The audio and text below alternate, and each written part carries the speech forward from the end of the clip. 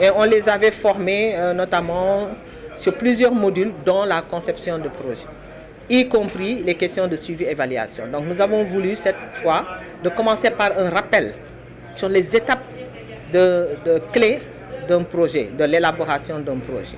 Et nous sommes revenus sur les questions de suivi-évaluation.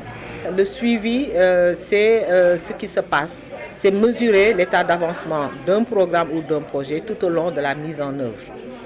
Donc pour ça, il y a des outils qui sont mis à la disposition des responsables des projets et des équipes pour pouvoir collecter ces informations-là.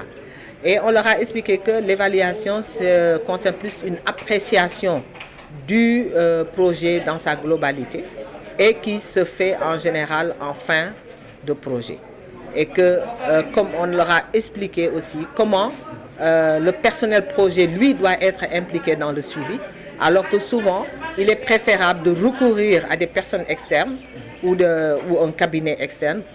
Et que ça, il faut que les membres des GAC le comprennent et qu'à leur tour, qu'ils se l'approprient et qu'ils soient après, vraiment, moi je dis, ce sont les intermédiaires entre le programme ALM et les bénéficiaires, les communautés et les autres organisations qui reçoivent des subventions.